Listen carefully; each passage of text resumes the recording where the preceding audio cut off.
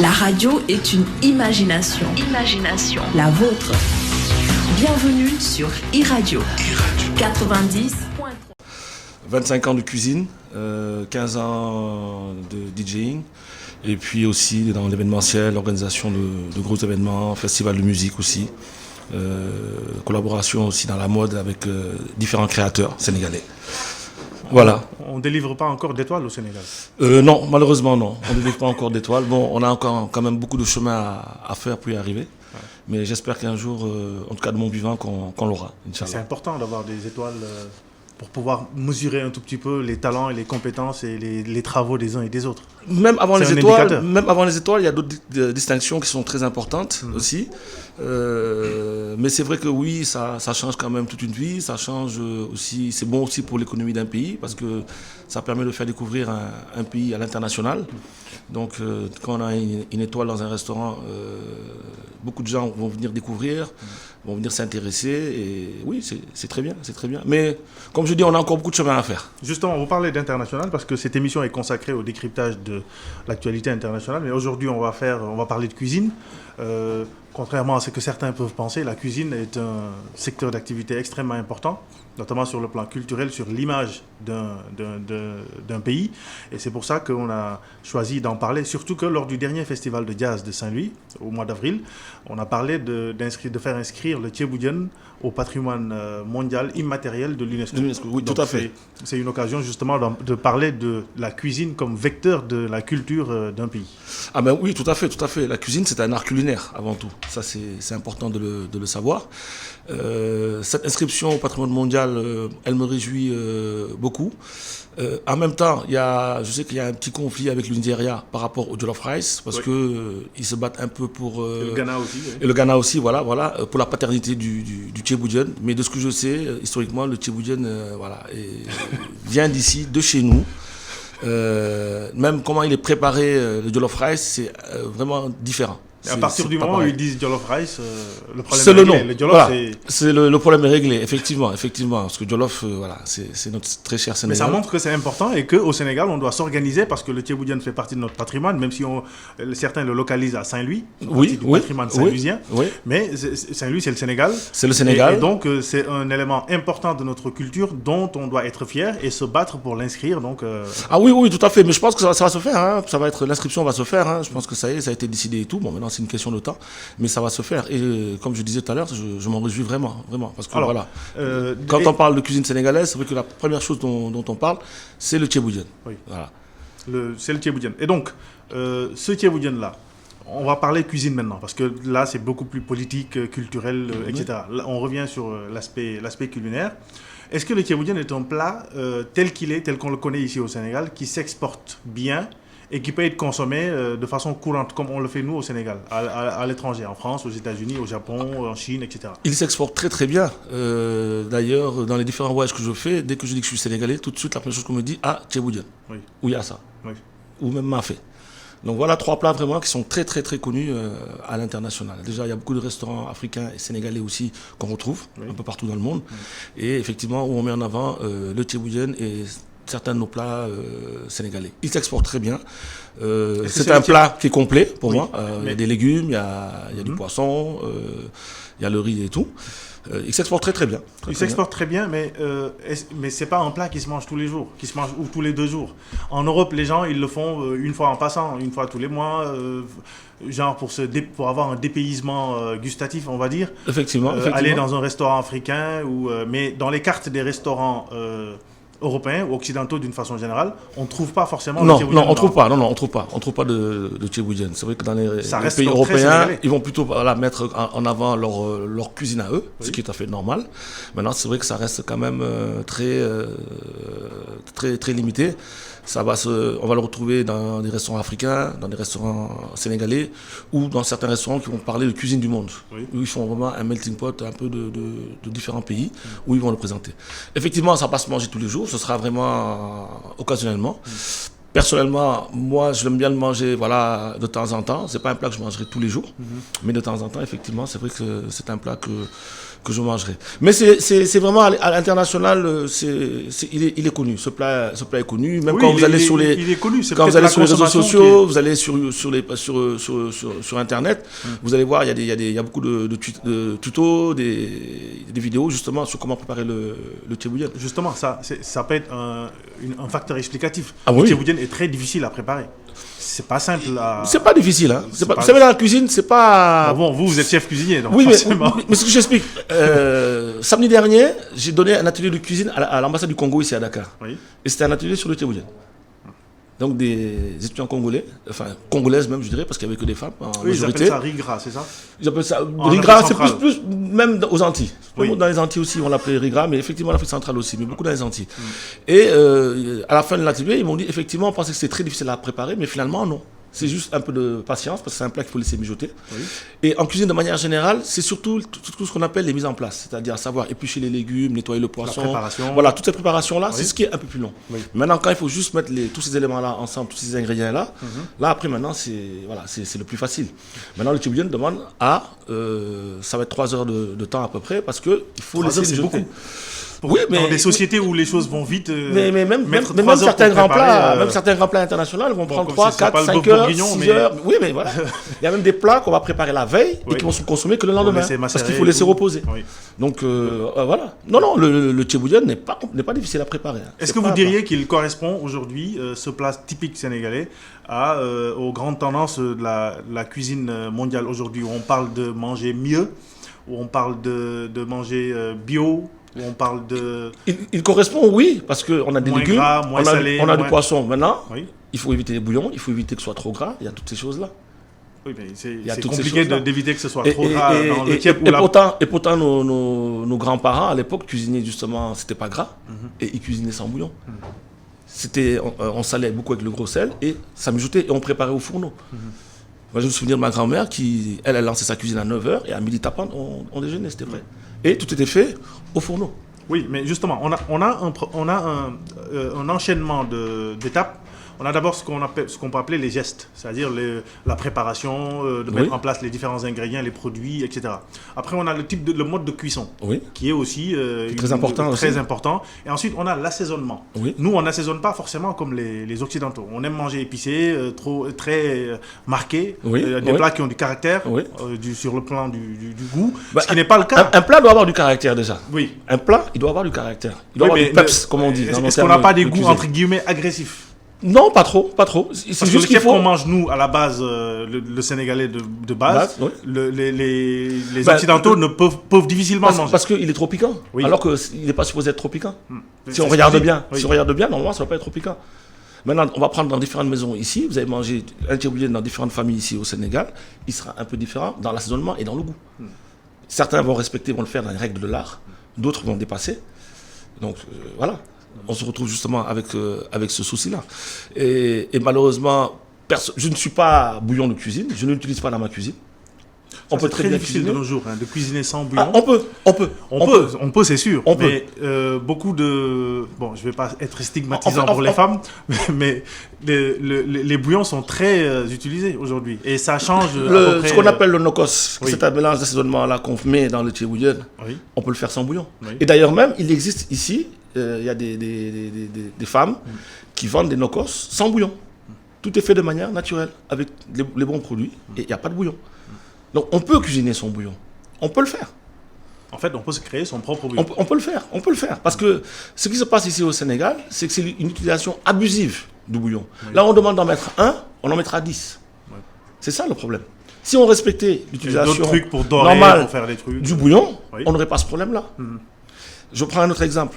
J'ai vu lors d'une cérémonie traditionnelle, mon côté cuisinier est toujours curieux, je passe à la cuisine pour saluer les dames qui cuisinaient, et je trouve des pots de café pour un tchéboudian. Ça m'a choqué. Je ne peux pas comprendre pour faire colorer qu'on mette du café.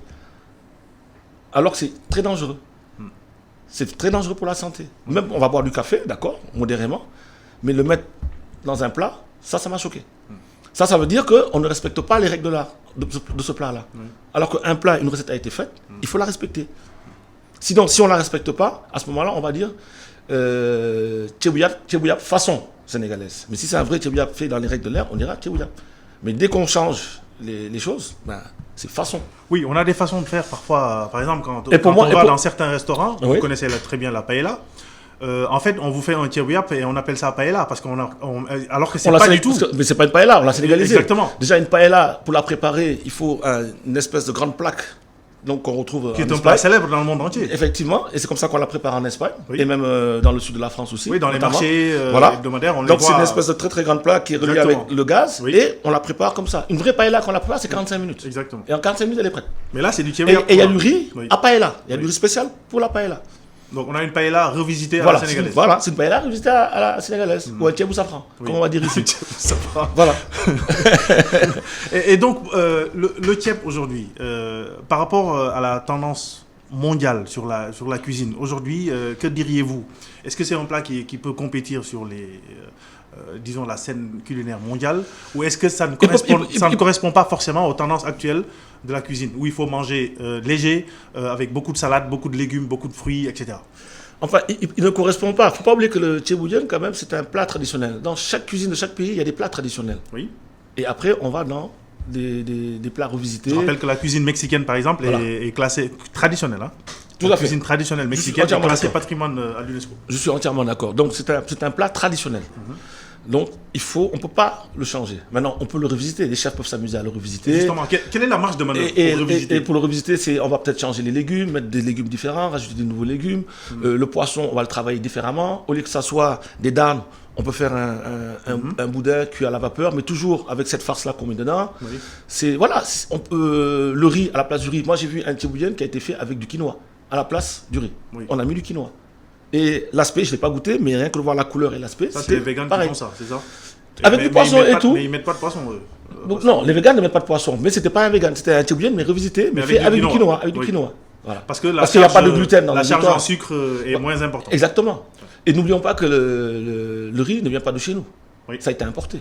Maintenant, ici, c'est le mil, c'est le sorgho. Un tout petit peu. Oui, on a le riz de la vallée. Et je suis content, voilà, que justement, de plus en plus de gens... Il est de très bonne qualité, effectivement. Parce que ça se digère. Et il y a une manière aussi de le préparer. C'est pas tout le monde qui le maîtrise. Il y a une manière de préparer aussi ce riz de la vallée. Donc, effectivement, ce que je remarque, c'est... Il y a une tendance vers le consommer local, manger mieux, manger sain. On fait attention. De plus en plus de gens font attention. On a une éclosion actuellement d'épiceries fines, même pour les nourrissons. Il y a des structures qui ont monté des petits pots pour les enfants, faits à base de produits locaux. Des céréales, des farines de céréales aussi, faits à base de produits locaux, etc., etc. Donc les gens quand même prennent conscience de tout ça, parce qu'il y a trop de diabète, il y a trop d'AVC, il y a trop de cholestérol, les gens passent. On va en reparler tout à l'heure, quand on va parler de street food. Exactement, exactement. Et je suis content quand même que les gens se sentent sensibilisés par rapport à ça, mais il y a encore énormément de chemin. Il y a beaucoup de chemin. Voilà. Sur ce tieb-là, est-ce que vous diriez que la cuisine sénégalaise, elle évolue, elle est inventive, elle crée?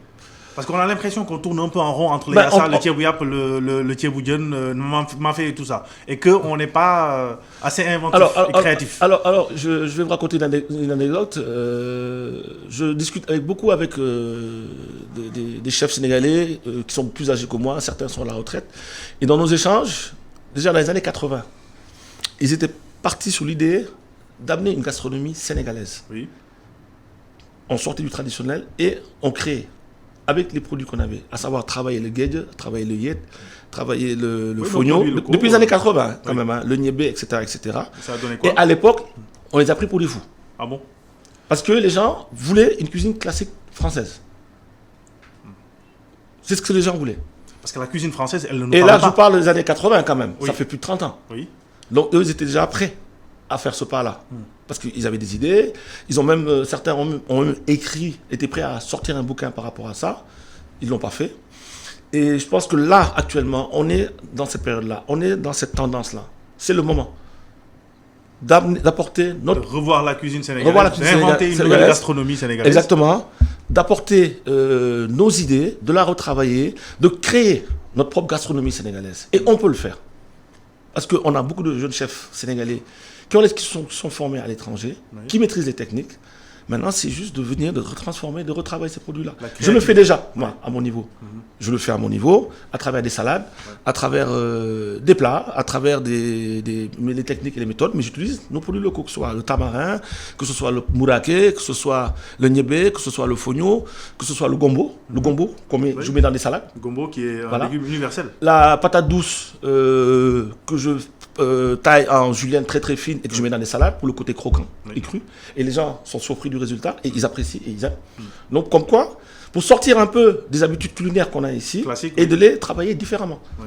C'est cette démarche-là actuellement qui se passe et que je mène. J'ai eu à rencontrer le chef de l'Élysée, Guillaume Gomez, qui était à Dakar il y a quelques semaines pour un voyage humanitaire. Et dans nos échanges, ça a été ça. Parce que j'ai eu à cuisiner pour lui. Et il a tout de suite, sa première réaction, ça a été, voilà un chef qui met en avant les produits locaux. Oui, parce que cette identité sénégalaise, exactement, on doit la retrouver, dans notre cuisine. Voilà, et on peut le faire. Et permettre à des étrangers qui ne sont pas forcément, qui ne veulent pas manger du mafé tous les jours, exactement, de pouvoir avoir accès à des produits frais, de saison. Parce que ces étrangers-là, souvent, j'ai cette demande-là. Où est-ce qu'on peut manger une cuisine sénégalaise qui ne parle pas, que ce soit pas le tchèp, que ce soit pas le mafé, le yassa, le djibouti, etc. On veut vraiment une cuisine créative. Sauf que pour la majorité... Mais elle n'existe pas. Oui, mais elle commence. Oui, elle commence. Parce que pour la majorité des Sénégalais, tout ce qui est tomates, salade dans une assiette, ça ne fait pas sénégalais. On a cette perception. On a cette perception-là. Mais sur laquelle il faut travailler. Il faut travailler, tout à fait. Mais il faut savoir aussi que quand même, dans notre pays, on peut trouver différentes sortes de salades qui poussent ici. Oui. La laitue frisée rouge, la feuille de chêne, la batavia, la roquette. Tout ça, et depuis des années. Et ça pousse ici, au Sénégal. On la retrouve. On a les terres qu'il faut pour ça. On va chercher les graines à l'étranger, on les ramène et elles poussent ici. On a les fraises ici à Konya-Elo qui poussent ici au Sénégal et qui sont très bonnes. Là, on vient de terminer la saison des fraises. Elle va de janvier à juin. Elle est passée. Donc, il y a des produits qu'on retrouve ici. Il y en a d'autres qu'on a oubliés, mais qui sont aussi notre patrimoine. Le soump, le solom, le sidem, le nir, le kokorog, toutes ces choses-là. Et qu'il faut aussi exploiter, qu'il faut mettre en avant. En ce moment, les petits tests que je fais, je travaille sur le solom actuellement. Oui. Et sur le soump. Parce que j'aime cette texture-là, ce goût-là, et puis la couleur. Apporter quelque chose de nouveau. Sur la plupart des cartes qu'on retrouve, parce qu'il faut quand même reconnaître qu'on est dans un pays où, pour la plupart de nos compatriotes, la problématique n'est pas la même. Parce que pour la majorité, c'est de manger tout court. Oui, mais tout dépend. Tout dépend. Pour d'autres, ils peuvent peut-être essayer de réfléchir à manger mieux, etc.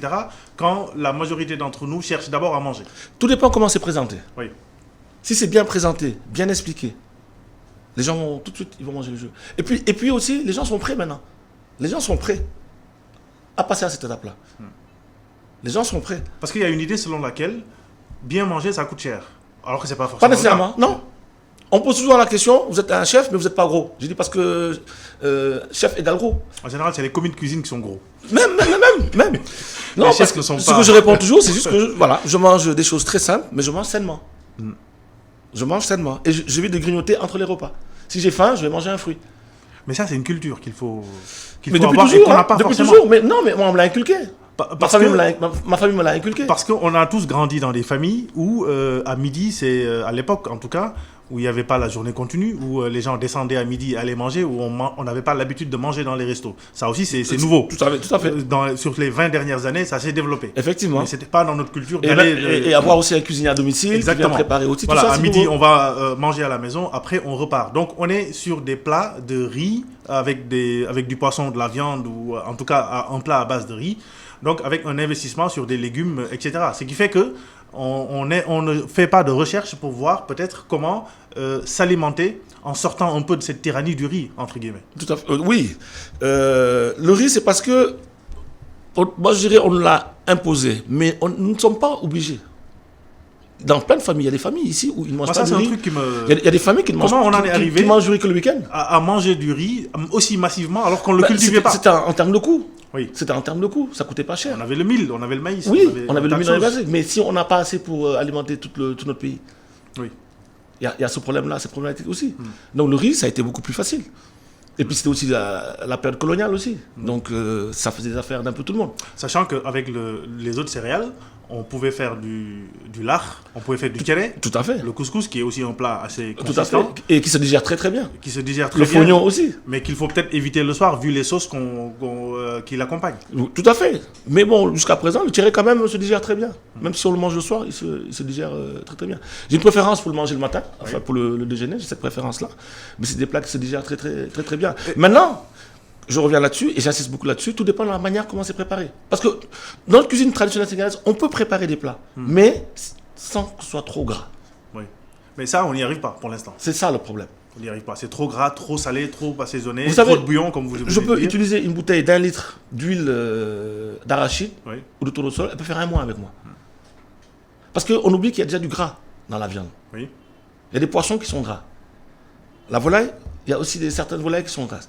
Donc, on peut cuisiner, avoir ce gras naturel-là. Et on ne fait pas attention au choix des huiles aussi. C'est important. Toutes les huiles ne sont pas forcément bonnes pour faire du tiep, pour faire la friture. Exactement, etc. exactement. Il y a un abus ici d'huile végétale. Et puis bon, on vend de l'huile en détail, il y a les petits formats, les petits sachets, les microconditionnements, voilà. Parce que on revient aussi encore dans ce problème-là de dépenses quotidiennes. Oui. Même ici, si vous regardez dans les grandes surfaces, il y a une grande surface qui l'a compris dans son marketing. Oui, on ne va pas citer de nom, mais voilà. Et moi, ça me fait mal, ça me fait de la peine pour tous ces mamans-là qui ont leur petite table, qui tous les matins qu'elles sortent, qui font leur marché et qui viennent et qui revendent, elles sont touchées. Elles sont impactées, oui. Elles sont vraiment impactées. Parce qu'on a maintenant une classe moyenne qui, de plus en plus, se rend dans ces grandes surfaces-là. Tout à fait. Pour faire ses courses, pour acheter ses légumes. Tout à parce fait. que c'est propre, l'environnement est nickel. C'est qu'il y a toute une éducation qu'il faut faire à la base. Oui. Vous allez trouver des familles qui vont faire toutes les courses pour le mois. D'accord. Oui. Il y en a d'autres, ce sera tous les jours. Oui. Et n'oublions pas aussi que maintenant, dans la majorité. la majorité des familles, on fait un repas par jour, ce qui est le déjeuner. Le petit déjeuner, chacun se débrouille. Le dîner, c'est la même chose. On donnera peut-être à manger aux plus jeunes, aux plus petits et aux personnes âgées, mais le reste, les gens se débrouillent. Alors, dans notre mode de consommation alimentaire, on a parlé récemment quand il y a eu les problèmes avec le pain. Oui. Il y a eu des grèves et tout ça. Bon, certains réchignaient à retourner au fondé, etc. Parce que maintenant, la tendance aussi, je l'ai vu dans un certain nombre de documentaires sur des chaînes spécialisées, que le matin, maintenant, ce n'est plus café et croissant, mais c'est des œufs cuisinés de façon différente, des sandwichs, etc. Oui. C'est une tendance qui revient un peu partout dans les pays. Elle n'a jamais disparu. Dans les pays occidentaux. Mais je veux dire, il y a de plus en plus un engouement vers ce type de petit déjeuner très costaud et qui permet de tenir jusqu'au repas. Et pourtant, il est toujours là, cet engouement-là. Il est toujours là. Mais chez nous, c'est une culture qu'on perd. Nous, on fait l'inverse. On part plus sur le café, sur les croissants et les trucs gras, en tout cas. Mais cette tendance-là, le petit déjeuner, est toujours là. Déjà, le petit déjeuner doit être pris tôt le matin. Oui. Si vous regardez bien, à quelle heure les gens prennent le petit déjeuner? À 10h. Ici, c'est tard, oui. On petit déjeune très tard. Alors que le petit déjeuner, c'est le repas le plus important de la journée. Ouais. Dès qu'on se lève, il faut manger. Ouais. Et malheureusement... C'est alentour de 6-7 heures. Voilà. Ouais. Et malheureusement, c'est pas ce qui se passe. Bon, il y a ce problème-là de transport, il faut partir vite pour ne pas arriver en retard au travail. Voyez le matin à 8h quand vous êtes dans votre voiture, les gens dans la rue achetaient à manger. Jusqu'à 10h, ils sont en train de... Et le petit déjeuner, ça va être quoi? On va aller prendre le café au lait, même par hasard, je dirais le sirop de café au lait, parce que c'est très très sucré. Très sucré. Le sandwich spaghetti, le sandwich viande, le sandwich nambé, le sandwich omelette, etc., etc. Il y a même du petit pois maintenant. Exactement. Et après, on va aller déjeuner vers 13-14 heures. Donc on perturbe un tout petit peu le... Alors qu'il faudrait, par rapport pour une question de santé, on prend le déjeuner très tôt le matin. Le déjeuner, c'est à midi. Et dîner à 19h30. Oui. Pour mieux dormir. Et ça évite aussi tout avoir le temps de digérer pour pouvoir se coucher. Tout à fait. Oui. Parce que se coucher avec le ventre plein, c'est pas très bon. Oui, c'est déconseillé. Oui. Boire de l'eau trop froide, comme on aime ici, c'est pas bon. Ça fait enfler aussi le ventre. Mais pourquoi on n'a pas, je sais pas, comme on le voit dans certains pays, une espèce d'éducation culinaire? C'est-à-dire on apprend à manger. Ça, bon, on va pas dire il faut manger ci, manger ça, mais il y a une certaine éducation qui se met en place, aussi bien dans les écoles où on sert des repas aux enfants à midi, les étudiants à la fac, dans les restaurants d'entreprise. Donc on développe une certaine culture. On développe une certaine culture, mais il y a encore une certaine culture du mieux manger. Du mieux manger, mais sauf que on va pas faire attention à ça. On va penser en termes de quantité et non en termes de qualité. Oui, ça revient à ce que je disais. Pour certains, c'est manger d'abord. Déjà. C'est ce qui revient toujours. Maintenant, cette éducation-là, elle doit commencer déjà au niveau des familles. Déjà, à la base. Ensuite, dans les écoles. Parce que c'est un enjeu de santé publique aussi. Mais totalement. Et on y est en plein. On y est dedans. On y est dedans, là. On y est dedans. Commence à exploser, les diabètes et les AVC commencent à exploser ici au Sénégal. C'est extraordinaire, c'est impressionnant. Je n'ai pas les chiffres, mais le nombre de décès que j'entends liés aux AVC... Oui, il y en a beaucoup. C'est extraordinaire. Tous les professionnels de santé en parlent. Ben oui. Mais comment vous analysez l'explosion de cette culture fast-food, street food? Parce que ça aussi, on ne le connaissait pas il y a 20-25 ans. Aujourd'hui, dans tous les quartiers, vous avez plein de fast-food et qui sont remplis le soir. Les gens ne font que manger et tout le monde est malade. Et tout le monde... Oui, mais c'est la facilité, c'est le prix aussi. C'est une question économique aussi. Oui. C'est une question économique aussi. Et comme je disais tout à l'heure, il y a des familles où c'est un repas par jour qui est préparé. Le reste, c'est chacun se débrouille. Donc, c'est une question de facilité. Maintenant, il y a plein de... Dans la street food, elle a évolué. Oui. Il y a des choses bien, il y a des choses moins bien. Et puis, pour tous ces jeunes-là qui font cette street food-là, aussi pour eux, c'est une manière aussi de gagner leur vie, oui. de trouver voilà, un moyen de travailler aussi, de ne pas rester les bras croisés. Oui, et tout le monde s'y met. Et tout le monde s'y met, c'est une question de... On a des restos, on va dire classiques, oui. où vous pouvez vous attabler, etc., où vous pouvez acheter à emporter. Vous avez des bonnes femmes aussi qui ont des tables sur un bout de trottoir, qui vendent des sauces à plusieurs goûts, à plusieurs... Effectivement. Comment on appelle ça? Condiments, oui. qu'ils mettent dedans, petits pois, spaghettis, macaroni, etc. Tout ça, c'est vendu dans la rue. Vous avez les dibiteries. Oui. Hein, vous avez un tas de choses, donc vous avez le choix en fonction de votre budget. Tout à fait. Et donc, mais qu'est-ce qui vous plaît le plus, vous, dans cette culture street food au Sénégal, en ce moment? Ben déjà, moi, ce qui me plaît dans cette culture street food, c'est la manière dont c'est préparé, les techniques de cuisson qu'ils ont. Il y a différentes techniques de cuisson. Oui. Par exemple, quand je regarde le florchael, pour moi, le florchael, c'est un pot-au-feu. C'est un pot-au-feu, bon, sans légumes, oui. malheureusement, mais c'est une cuisson quand même où c'est le gras naturel de la viande donc, qui est là. Donc ça reste quand même assez relativement sain, c'est bon, c'est goûteux. En dehors des problèmes d'hygiène? Voilà, en dehors des problèmes d'hygiène. Maintenant, parce que je m'intéresse beaucoup à la street food. Oui, vous avez organisé un événement d'ailleurs. Sénégal Street Food le 27 juin dernier à l'Institut français. Effectivement. Pour revisiter un peu. Voilà, en fait, d'abord c'était pour leur rendre leur noblesse, oui. parce que quand même pour moi c'est des gens qu'on voit et qu'on ne voit pas, et quand même qui font partie de la gastronomie sénégalaise, ça, on ne peut pas le refuser, il faut le voir. C'est des gens qui nourrissent énormément de Sénégalais, en majorité, ça aussi il ne faut pas l'oublier. C'est leur métier, c'est leur vie, c'est des transmissions, souvent, de famille en famille. Oui. Et en général, si vous remarquez bien, c'est un métier à majoritairement, c'est des hommes. Oui. Quand on voit. Souvent. Ça se masculinise, on va dire. Voilà. Mais même quand même, depuis toujours. Trouver une femme qui fait du florchael, j'en ai cherché. Parce que je voulais avoir une femme qui fait du florchael, mais j'en ai pas trouvé. Ethniquement, c'était un certain nombre une certaine catégorie de personnes qui faisaient ce type de commerce. Tout à fait. C'est comme les Tangana, qui étaient plus... D'ailleurs, les mecs, on les appelait les mégas. Voilà, les Nigériens. Voilà, tout à fait. Les femmes, ce sera plus les pensions. Oui. Tout ce qui est les plats sénégalais, tout ce qui va être le lard, le fondé, le tchakri aussi. Voilà. Ça me rappelle notre ami Awayak avec son pension. Exactement. Et quand même, c'est une économie qui est là, et qui est réelle, et qui aide énormément de gens. Ouais. Et ce que moi, je vais les amener justement, c'est par rapport à l'utilisation de certains condiments qu'ils utilisent, qu'ils les changent, et puis aussi au niveau de l'hygiène. Ils travaillent avec des gants, par exemple. Oui. Voilà. Qui s'assurent toujours que l'espace où ils travaillent, que ce soit propre, et puis mettre des poubelles, que les gens puissent jeter dans les poubelles. Ça aussi, c'est important. Même le bonhomme pousse-pousse Nescafé, tous les jours, il doit nettoyer son pousse-pousse, que ce soit propre, bien présenté, bien posé. Des petites attentions, des petits Kleenex par ici, des petits mouchoirs. Quand le client finit, qu'il jette dans la poubelle. Voilà, c'est toutes ces petites choses-là que je travaille avec eux et j'espère qu'on va y arriver. Mais sur cette cuisine fast-food en elle-même, on reste quand même sur des bases qui sont étrangères. Et local aussi. Par exemple, le hamburger ici, il n'y a rien de sénégalais dedans. Non, parce que les hamburgers ont été faits par la communauté libano-syrienne d'ici. Même les noms de ces produits rappellent d'autres pays. Ah oui, tout à fait, ça rappelle d'autres pays. Vous avez du norvégien, vous avez du... je ne sais pas comment on l'appelle encore. Les falafels, toutes ces choses. Vous avez des noms à consonance étrangère. Tout à fait. Mais n'oublions pas qu'on a une communauté libano-syrienne qui est quand même là depuis plusieurs générations et qui a sénégalisé. Et qui a réussi à imposer certains plats libanais. Certains plats libanais, oui, qui sont connus. Tout à fait. Et qui est là. Et qui est là. Et que nous, Sénégalais, on apprécie beaucoup. Mais quand vous allez manger au Liban, ou en Europe, dans un restaurant libanais, c'est complètement différent. Les bases sont là, mais par exemple, le shawarma, qu'on va être présenté, comme on va le manger en France ou au Liban, ça n'a rien à voir. Ou même le Ici, kebab. Il a été sénégalisé, complètement. Ou même le kebab. Voilà. Kebab qu'on n'a pas ici forcément. Mais le kebab, c'est plutôt turc, grec. C'est plutôt plus dans ces pays-là. Oui, mais tel qu'il est fait en France ou en Allemagne, ou quand on le consomme là-bas, oui.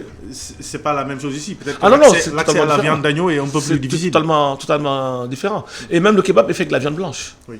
En général, ce sera du veau, ce sera de la volaille, de la poitrine, voilà. Oui. La viande blanche, la viande qu'on appelle les viandes blanches, qu'on appelle la viande blanche. Oui. Et je pense que par rapport au coût, c'est très élevé par rapport à un shawarma où les coûts sont moins élevés. Donc cette dimension aussi, elle intervient beaucoup dans le choix du client sur ses produits. Voilà. Qu'est-ce qui est le plus copieux? Tout à fait. On ne cherche pas forcément ce qui est le plus diététique. C'est le plus diététique, voilà. C'est toujours ça. C'est d'abord de manger. Ça, c'est la première des choses, c'est d'abord de manger.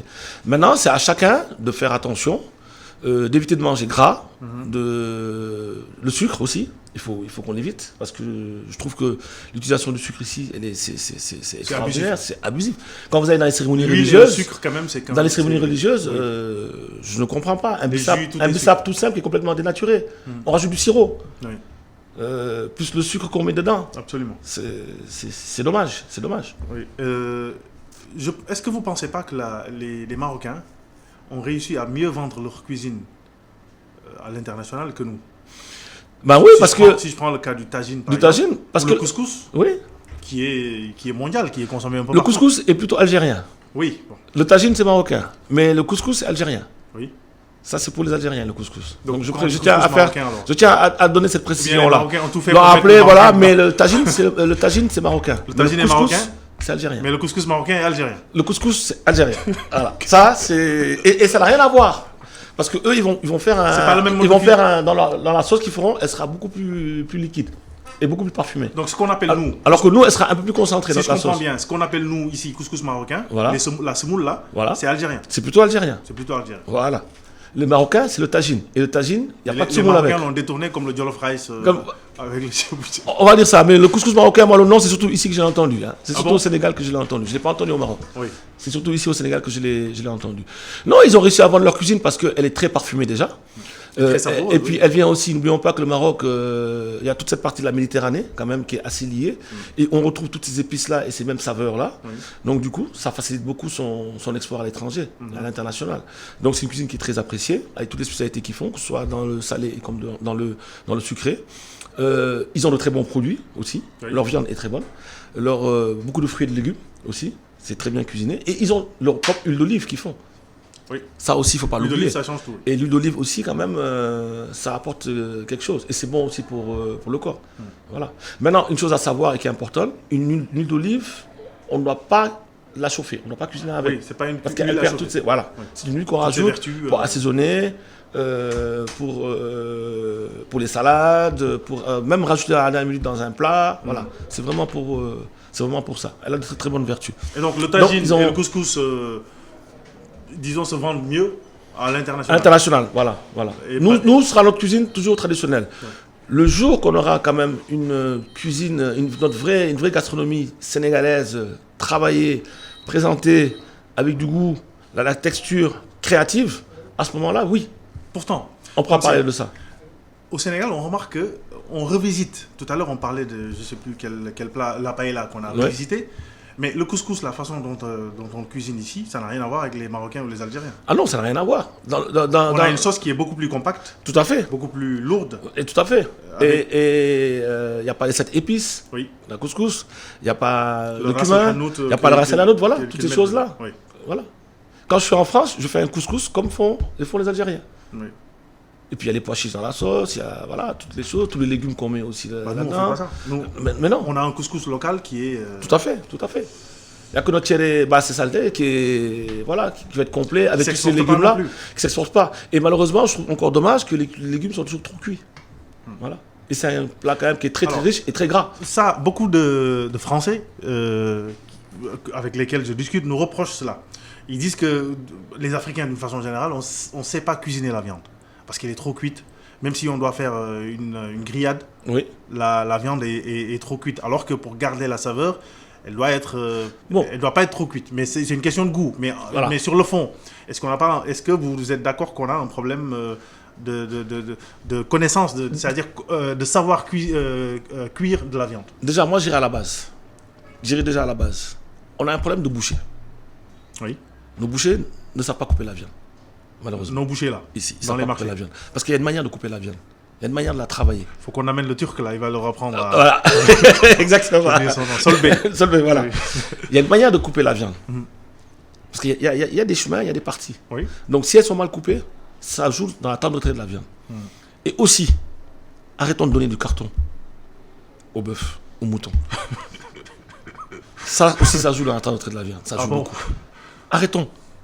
On doit leur donner des graines de lin alors. Quand on donne leur aliment de bétail. Voilà, mais naturel.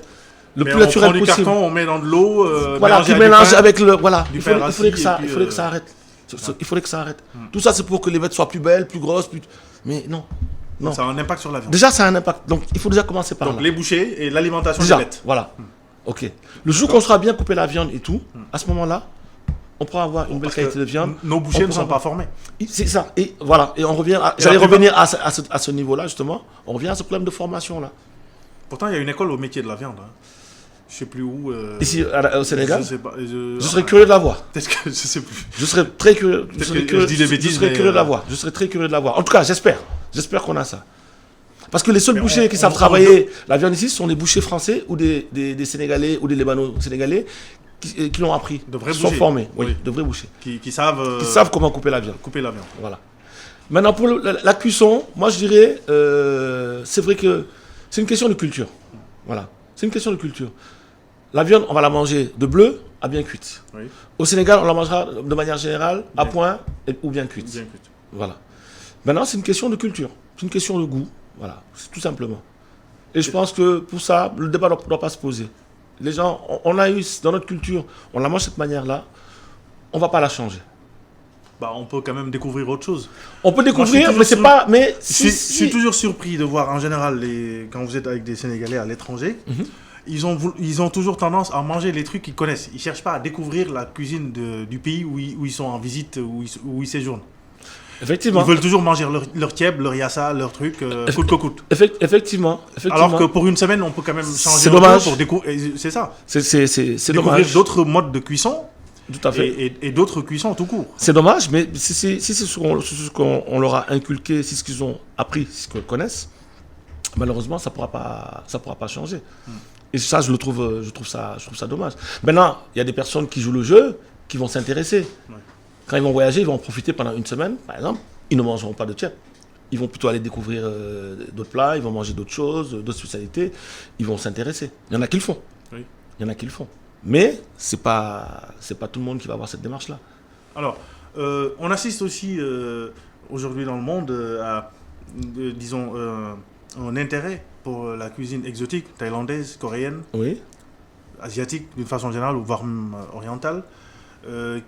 Qui donne une autre philosophie. Surtout la cuisine indienne, par exemple, qui utilise beaucoup d'épices, qui est très savoureuse. Et très végétarienne aussi. Et qui est diététiquement très accessible. Oui. Et donc on ne connaît pas forcément ici ce type de... Il y a eu quelques restaurants indiens qui sont ouverts ici au Sénégal. Certains ont marché, d'autres moins. Mais c'est vrai que les gens ici au Sénégal, ils ne sont pas très cuisine indienne. J'ai eu l'opportunité de temps en temps de faire des buffets indiens et les gens n'étaient pas réceptifs. Peut-être c'est les épices qu'ils ont. Et pourtant, dans notre cuisine, on a quand même un curry.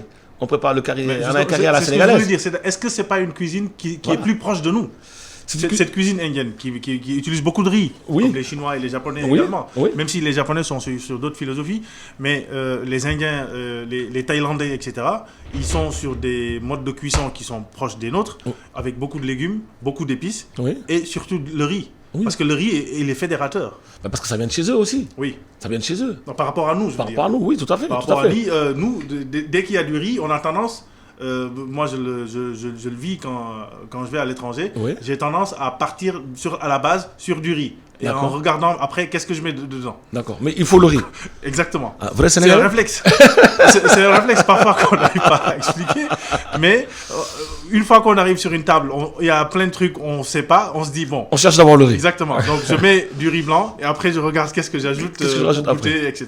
Non, mais c'est dans les habitudes culinaires. C'est pour ça que je dis que c'est peut-être un peu plus proche de nous, cette cuisine indienne. Sauf que oui, il y a ce riz-là, mais il n'y a pas que ça. Ils ont des pâtes, ils ont un pain, le naan, qui font aussi, qui est excellent. Et puis beaucoup de sauces. Avec des épices, et puis ils sont très végétariens, les Indiens. Bon, des pâtes différentes des pâtes italiennes. Hein. Oui, bien, tout à fait. Et moi, je dirais que leur cuisine ressemble beaucoup à une cuisine qu'on va retrouver en Afrique de l'Est. Notamment tous ces coins comme Éthiopie, Djibouti, Somalie. Quand on redescend un tout petit peu vers la Tanzanie, surtout Zanzibar avec toutes les épices qu'on retrouve en Inde. Vers l'Afrique du Sud aussi, parce qu'il y a et Maurice aussi, parce qu'il y a une très très grosse communauté indienne. Oui. Voilà. Donc on retrouve tout à fait. Donc on trouve toutes ces épices-là, de cette partie-là de l'Asie, qui est très présente, qui est très savoureuse, qui est très goûteuse, qui est très parfumée et très épicée aussi. Oui. Parce qu'on peut manger très très épicé dans ces pays-là. Oui, les Indiens, ils aiment le piment. Et c'est pour ça que aussi au Sénégal, on l'apprécie. Parce qu'on aime ça. Oui. Mais on va apprécier certains plats, pas tout. Pas tous les plats. Par exemple, le biryani, c'est quelque chose qui peut pas... non. Qui passerait difficilement. Qui passerait difficilement. Parce que mélanger de la viande avec de la mangue... Voilà. Déjà, le sucré salé, c'est pas tout le monde qui apprécie. Exactement. Et pourtant, c'est très bon. C'est pas tout le monde qui l'apprécie. Ouais. Et dans la cuisine asiatique, quand même, il y a quand même ce côté-là très sucré-salé. On parle de Thaïlande, on parle du Vietnam, où il y aura des plats sucrés-salés.